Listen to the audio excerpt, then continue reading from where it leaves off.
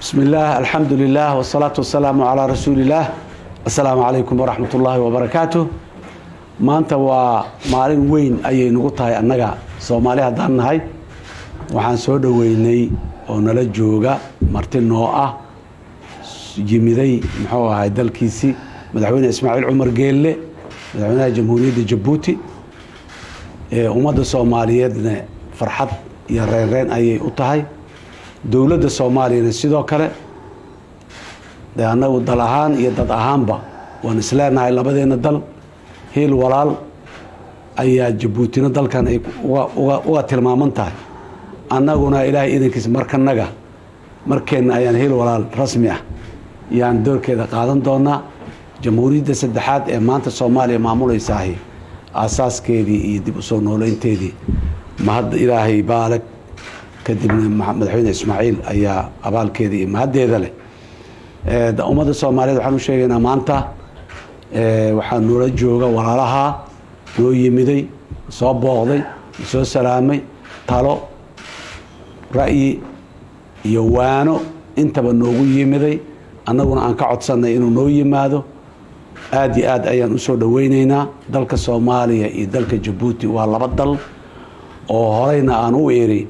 waxaa naga dhaxeeya walax birina aanay gooynin biyana aanay meerin ayaa naga dhaxeeya waa laba dal mustaqbalkooda iyo aayahooduna isku xiran yahay oo ummad ahaan iyo siyaasad ahaan iyo mowqic ahaan juqraafi ah intaba isku xiran marka madaxweyne soo dhawow dalkan waa dalkaagi Soomaaliya way ku eegaysaa kalmadaadana way sugaysaa aad iyo aad soo dhawow madaxweyne بسم الله الرحمن الرحيم الصلاة والسلام على رسول الله حبيبنا سيدنا وحبيبنا محمد صلى الله عليه وسلم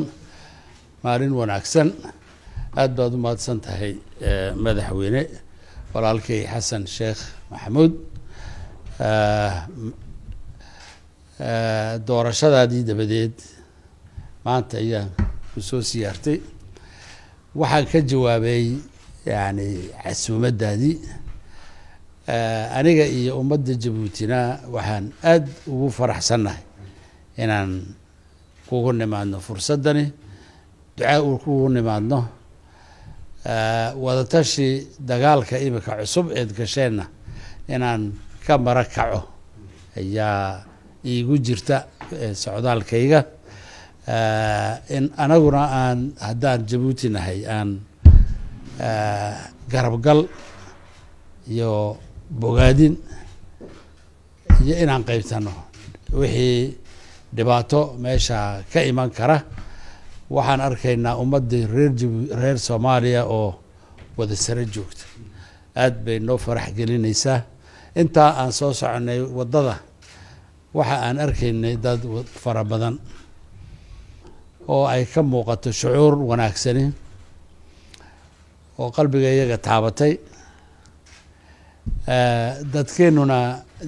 ninka raggan meediyagu hawshoodu waxay tahay inay tabiyaan waxa ay dareemayaan waxa ay arkayaan waxa ay maqlayaan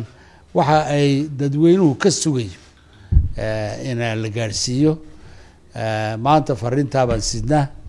walaalnimo iyo wada shaqayn ayaan aaminsanahay waana ku shaqayni doonaa haddii alla yiraahdo madaxweyne waa mahadsan tahay maalin wanaagsan